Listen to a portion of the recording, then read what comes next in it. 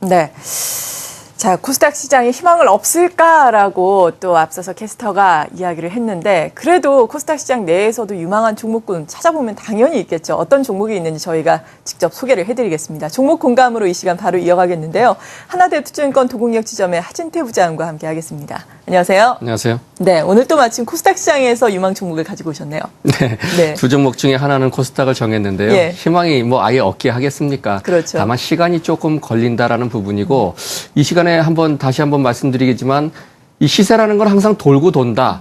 인기가 있었다가 없기도 하고 또 내려갔다 올라가기도 하는 거 그런 부분이기 때문에 너무 인기가 한쪽으로 쏠리는 거에 또 치중하시는 것보다는 차분히 보시는 것이 좋을 것 같다라는 말씀 좀 드리겠습니다. 네. 자, 그동안 이제 많이 하락했던 것에서 턴어라운드를 찾았다면 오늘 시간에는 상승을 하면서 전고점을 돌파를 하기 위해서 준비를 하고 있는 그런 종목을 거래소 시장과 코스닥 시장에서 하나씩 정했는데요. 첫 번째 코스닥 종목을 먼저 하겠습니다. 아이센스라는 종목이 되겠는데요. 네. 자, 혈당 측정기 생산 업체가 되겠고 설비 투자 효과가 이제 가시권에 들어오고 또 높은 이익 성장률이 좀 기대가 된다라는 걸로 요약을 해볼 수가 있겠습니다. 자, 이 회사는 2000년에 전기화학 기술과 바이오 센서 기술을 바탕으로 해서 의료와 환경 또 산업용 센서 계측기를 개발하는 그런 회사로 탄생이 됐는데요. 혈당 측정기가 매출의 한 11% 정도 그리고 시약지죠. 혈당 스트림이 84% 정도로 매출을 차지를 하고 있고요. 혈액 분석기라고 해서 병원 진단용 장비 그렇게 생산을 하고 판매를 하는 회사가 되겠습니다. 보통 당뇨병에 쓰이는 혈당 측정기는 가정당 한 대 정도가 되겠습니다.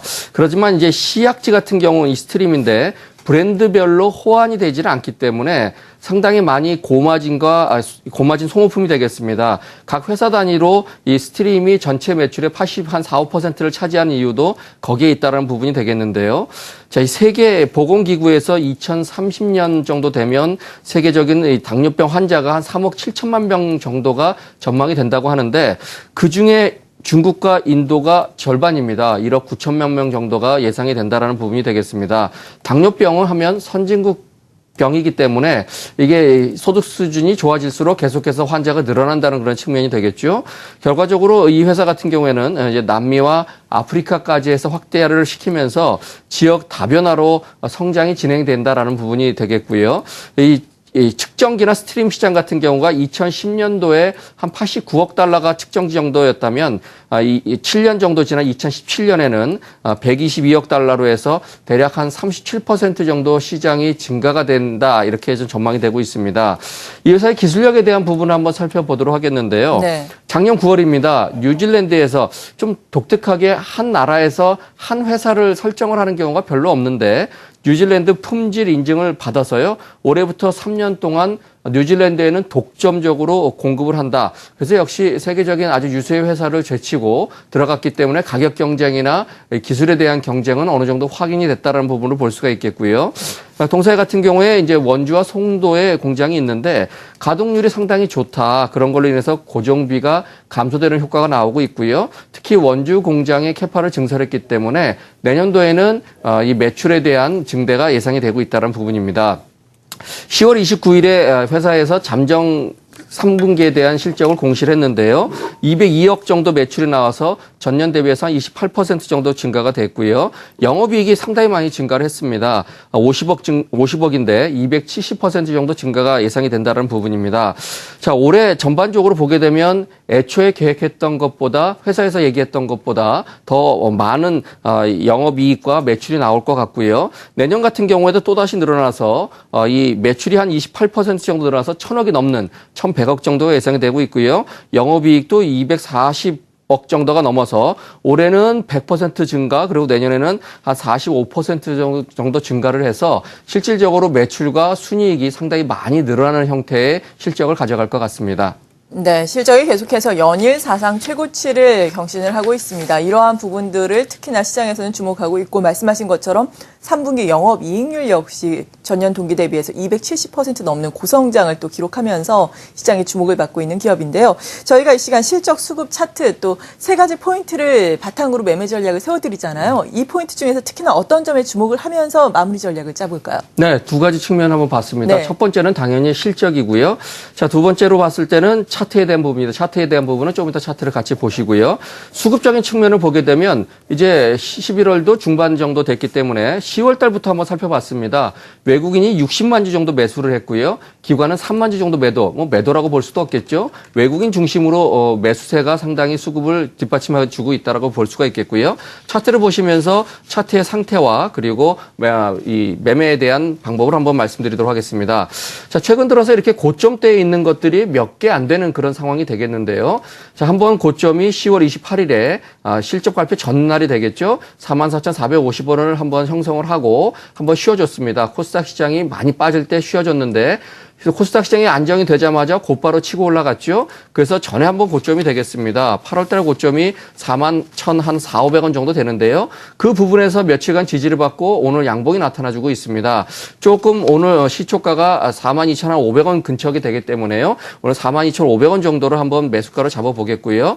목표가는 55,000원, 손절가는 흐름이 무너지는 4만 원 정도로 한번 설정을 하셔서 매매하시면 무리가 없을 것 같습니다. 네, 이렇게 첫 번째 종목은 코스닥 시장에서 아이센스에 대해서 알아봤습니다. 말씀해 주신 것처럼 오늘은 상승 추세를 계속해서 이어져 나오면서 52주 최고가를 경신했다가 잠시 쉬어가고 이 전고점을 다시금 돌파를 할 수 있는 주가가 레벨업 될 수 있는 유망한 회사 두 곳을 소개를 해드리는데 거래소에서는 어떤 종목 가지고 오셨어요? 네, 뭐 이름만 되면 바로 아실 회사입니다. 네. 호텔 신라입니다. 아, 예. 예, 전에 한 1년 전쯤인가요? 이 호텔이, 서울 호텔이 쉰다, 6개월, 7개월 정도 쉰다고 했을 때 바닥권에서 이런 거 뻔히 다시 개장되고 되면 뭐 상당히 좋다라고 해서 많이 올랐는데요. 이제는 이제 2차 상승이 있을 거냐에 대한 그런 부분을 한번 접근을 해봤습니다. 회사 내용은 뭐 말씀 안 드려도 다 잘 아실 거고요.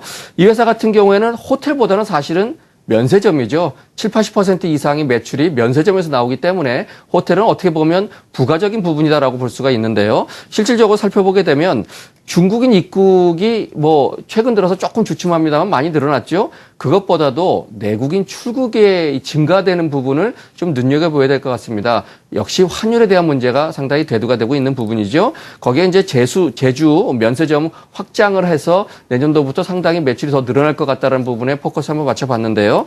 자세히 설명을 드리겠습니다. 중국의 여유법이 시행이 됐죠. 그래서 한동안 좀 주춤거리고는 있습니다만은 실질적으로 면세점 매출이 감소되는 데는 좀 제한적이다는 부분이고요. 네. 반면에 중국인 입국자들이 면세점 이용 비중이 점점 더 늘어나고 있다고 합니다. 명동에서만 돈 쓰는 게 아니라 면세점에서도 많이 돈을 쓴다라는 그런 부분이 되겠고요. 거기에 이제 내년도에 제주 면세점이 확장을 하는데 내년 8월 달에 부분 개장을 하고요. 2015년도에는 전면 개장을 해서 새로운 매출 증대의 모멘텀이 형성이 될 가능성이 있다라는 부분입니다. 이 실질적으로 일본인 입국자 수가 감소됐지만 감소되는 것이 어느 정도 이제 정체가 됐기 때문에 그 부분도 제한적이다라고 보이고 있고요. 자, 원화 강세죠. 연일 원화 강세가 돼서 1,000원 초반대에 이렇게 머무르고 있는데 자, 그런 부분들로 인해서 내국인이 출국 수요가 상당히 증가를 하고 있는데요. 내국인이 출국을 할 때 가장 많이 사는 것들이 향수와 화장품이라고 합니다. 근데 그 두 품목이 아주 고마진 제품이기 때문에 매출에 상당히 도움이 된다는 부분이 되겠고요. 아직까지 결정은 안 났습니다만은 또 하나 기대한 부분이 있는 것이 싱가포르의 그 창의 공장에 화장품과 향수 매장이 입찰에 들어가고 있는데요. 연간 3,300억에서 3,500억 정도 규모가 되는데 이게 입찰에 성공하게 되면 전체적인 매출에서 10% 넘는 증대 효과가 나올 수 있고요. 거기에 이제 아시아 쪽에 시내 면세점 한 곳까지 입찰을 진행 중에 있다. 이것이 아니더라도 제주도 확장으로도 늘어나겠고 이 부분이 입찰에 성공한다면 또 다른 모멘텀이 될 수 있다는 부분이 되겠습니다. 자, 이런 부분들로 인해서 3분기에 면세점 매출이 대략 한 19% 정도 늘어났고요. 호텔은 뭐 서울 호텔에 7개월 정도 휴관했기 때문에 16% 정도 줄었습니다. 그 부분이 이렇게 크지 않아 보이고요. 전반적으로 내년도까지 기대를 해보게 되면 매출이 한 2조 7천억 정도 해서 18% 정도 증가가 예상이 되고 있고요. 영업이익이 상당히 많이 늘어납니다. 1,900억이 넘어서 올해 대비해서 한 55% 정도 증가가 예상이 돼서 실적과 그런 기대감들이 맞물려 있는 그런 부분이 되겠습니다. 있습니다. 네, 호텔 신라 역시 영업이익의 향상이 기대가 된다라고 말씀해 주셨습니다. 호텔 신라를 체크를 할 때는 항상 말씀해 주신 것처럼 가장 큰 매출 비중을 차지하고 있는 면세점 매출을 확인을 해봐야 되겠고요. 그리고 중국인 관광객, 우리나라를 방문하는 관광객이 줄어들고 있다고는 하지만 또 면세점을 이용하는 중국인 관광객이 늘어나고 있다는 점은 의미가 있지 않나 싶습니다.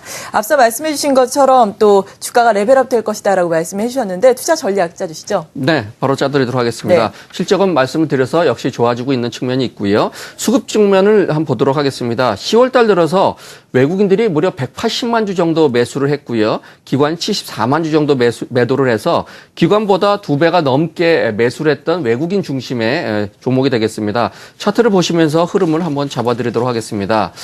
자, 지금 차트를 보시게 되면 계속해서 이 7만 원 근처에 박스 상단을 이루어지고 있었습니다. 그것이 이제 11월 달 되면서 한번 돌파를 해줬고 시장이 주춤거리면서 빠졌다가 다시 돌파하는 그런 패턴을 가져가고 있는데요.